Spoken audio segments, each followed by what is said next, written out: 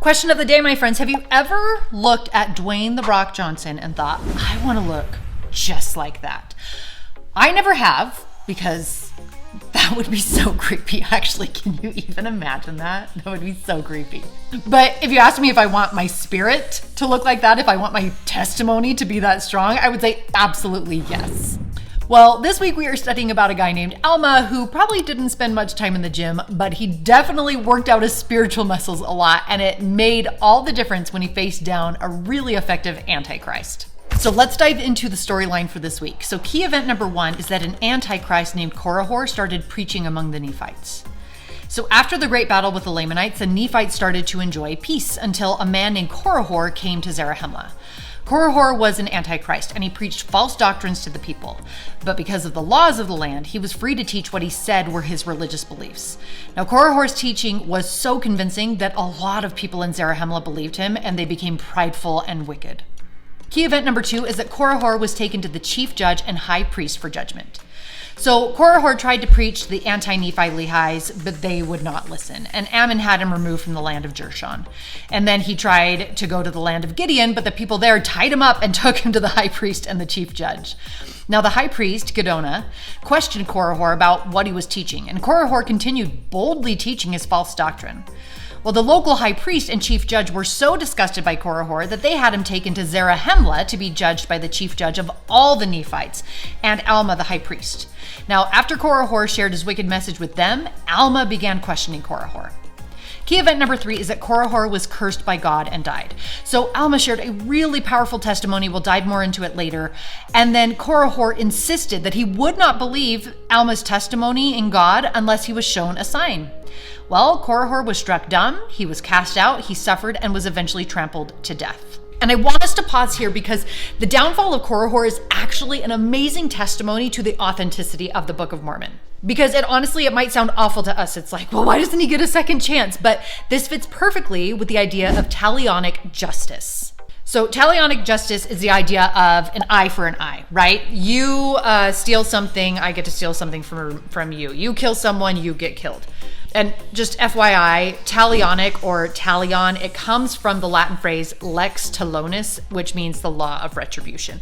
So this type of justice was not common in Joseph Smith's day, but it was common around the time of the Book of Mormon. It can actually be seen throughout the Bible. It can be seen in early Babylonian law and even early Roman law. So how was talionic justice administered to Korihor? Well, Korihor used his gift of convincing people with his speech to pull them away from Christ. And his punishment was that he was cursed not to be able to speak. Second, Korihor accused Alma and other church leaders of glutting themselves on the labors of the poor. And then his punishment was that after his curse, Korihor suffered poverty and hunger and had to beg for food. Third, Korihor led the people down to spiritual destruction, and his punishment was that he was trodden down by the Zoramites. While writing out the story, Mormon actually pauses. He makes an extra comment on this to emphasize the talionic justice, it seems. So let's actually pause and turn to our scripture of the day, which is Alma 30, verse 60. So remember, the end of Korihor was that he was trodden down just as he had tried to pull other people down. And this is what Mormon says about that. And thus we see the end of him who perverteth the ways of the Lord. And thus we see that the devil will not support his children at the last day, but doth speedily drag them down to hell. So the final fate of those who choose to follow Satan is being trodden down, right? Being dragged down to hell. And I would love for you to actually pause and ponder or discuss. What tricks does Satan use nowadays to make sin look easy or fun, even if we know it's going to end badly? All right, that was key event number 3. Let's move on to key event number 4. Alma organized a mission to the Zoramites.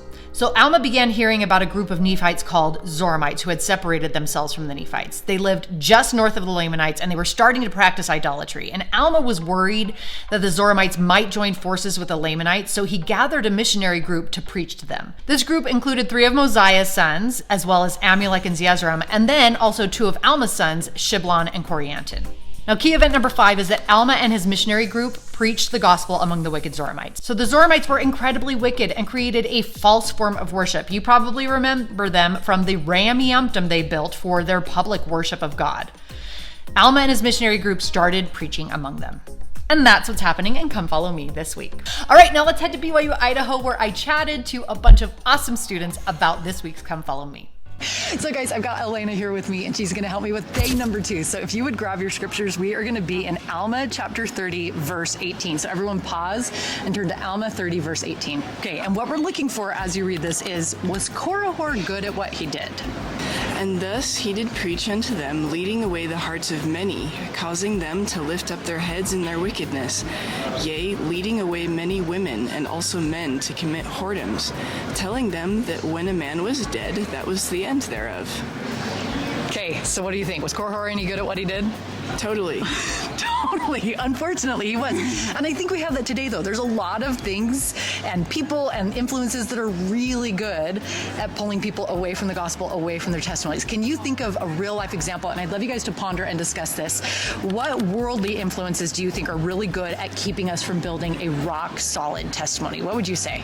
Just in general, there's a lot of opinions out there that fight for our attention constantly. Just like taking the minute to like think about, okay, how does this actually tie in to like what's most important? Yeah. And like what actually matters can be really hard sometimes.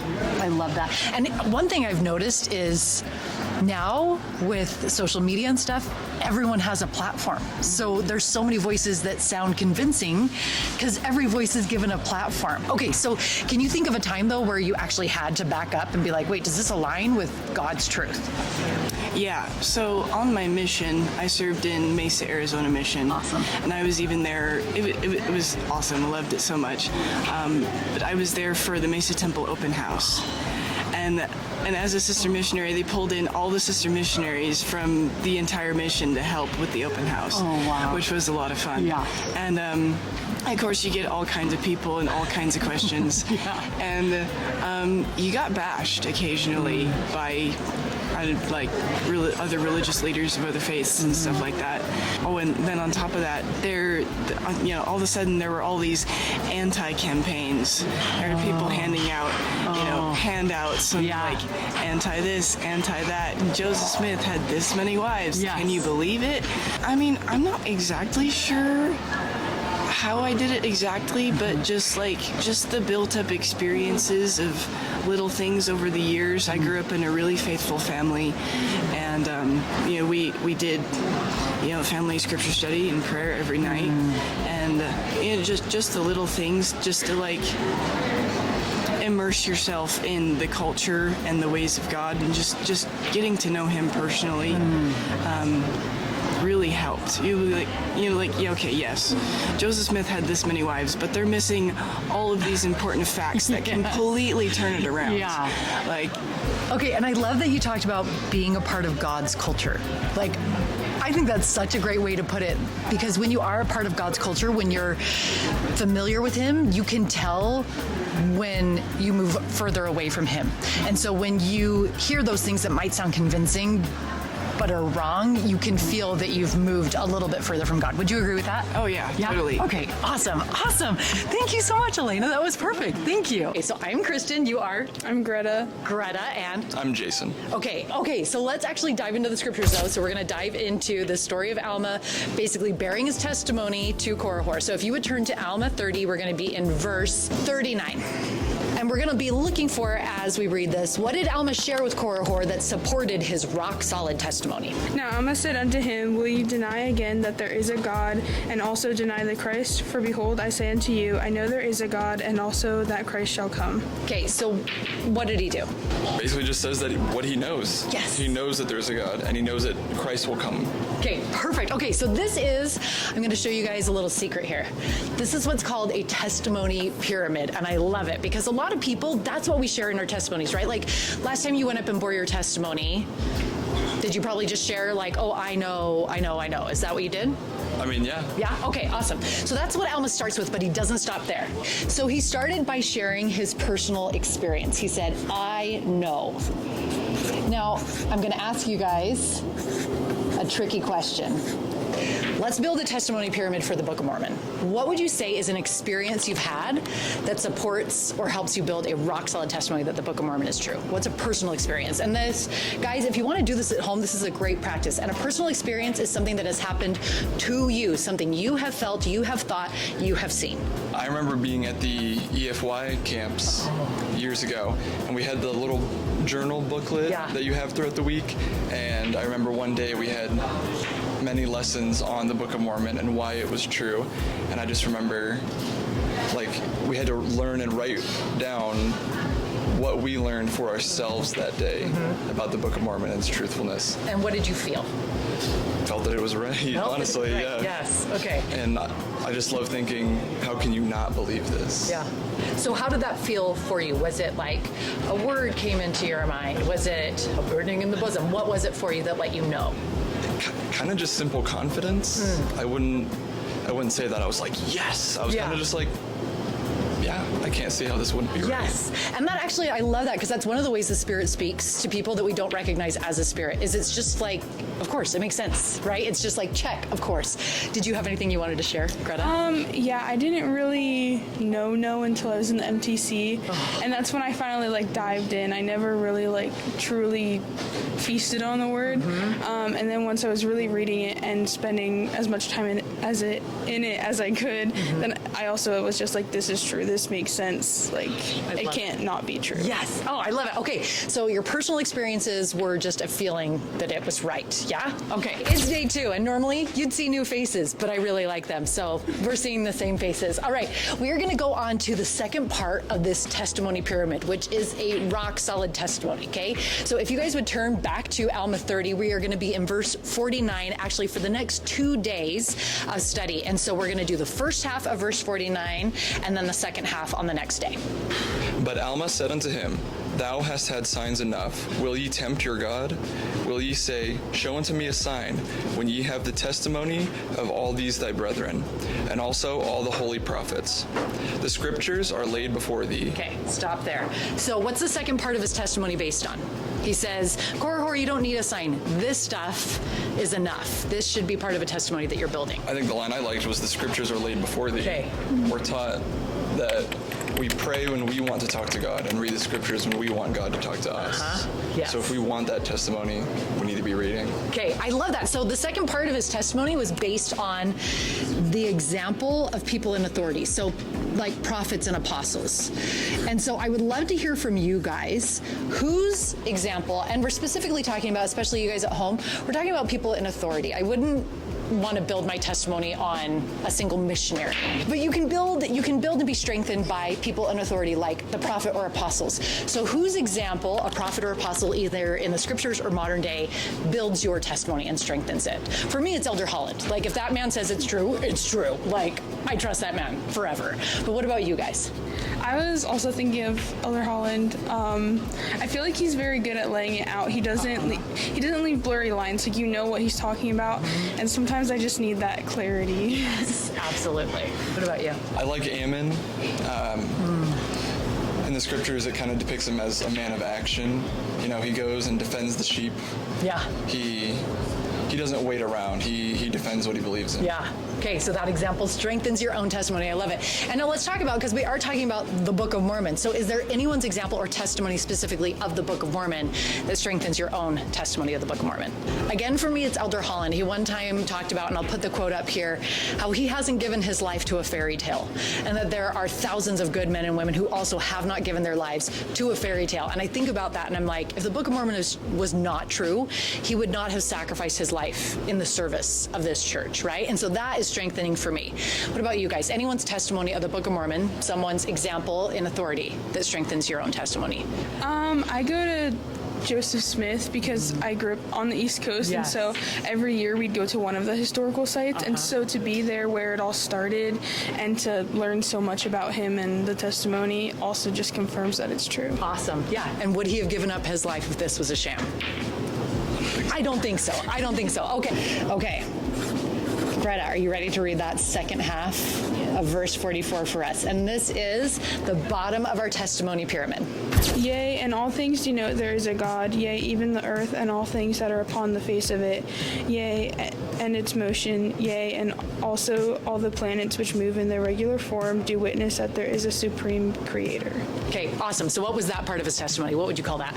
I'm not sure if I'm getting the right message from this, but I just love seeing the beauty of the earth and of the universe. We had beautiful lightning here last night. The sunsets are just amazing. And anytime I see anything like that, I just think, how could you not? The world is too beautiful to just be happenstance. Yeah, like logic. Yeah. Logic means there must be a God. And so for that, I'm going to call it evidence. Would you guys say that's fair? Okay, so evidence is the kind of stuff that you could present in a court of law. You could be like, here is the actual evidence. It's physical proof that this thing is true.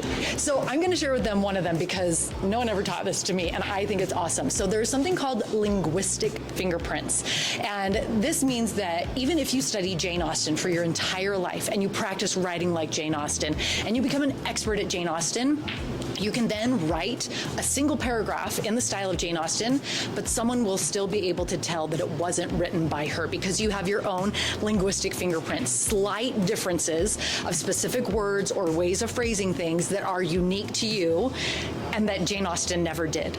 And so they went through the entire Book of Mormon and they were like, well, the Book of Mormon claims to have 47 authors or whatever it was. So let's see, was it written by 47 different people, and do they write the same way that Joseph Smith wrote? And so they did this huge study, and there are 47 or whatever the number is, distinct voices within the Book of Mormon, and none of them are anywhere similar to Joseph Smith or Oliver Cowdery or Sidney Rigdon or Martin Harris or any of these people. And so that's the kind of evidence where that's not my testimony, right? Like, I didn't just gift you a testimony. Do you now have a testimony because I told you that? No. But it's the kind of thing where when your experience might feel shaky, that can be something that strengthens it, that pushes it up and helps you to feel more confident. Does that make sense? Yeah. Yeah? So can you guys think of any evidence kind of like that? Do you have anything? Funnily enough, I was just talking with my bishop about this. No way. That even when I was a kid, it's always fascinated me imagining where Lehi's family landed, where they settled, where is Zarahemla. Yeah. Even in the modern day, we're finding and uncovering more ruins, more burial mounds, and stuff like that. And I think eventually it's going to be pretty clear that there was another major people, being the Nephites and Lamanites, in addition to the ones we already know about. Yes, absolutely. And you're right, like archaeological evidence keeps supporting the Book of Mormon. People have all these questions. Oh no, there weren't horses in America. Actually, there were. Or Ishmael was buried in a place called Nahom. They just found a burial site with an HM on it, right where he was supposedly buried. You know, like these things, people make claims that the Book of Mormon isn't true based on evidence, and evidence keeps on racking up proving that it is.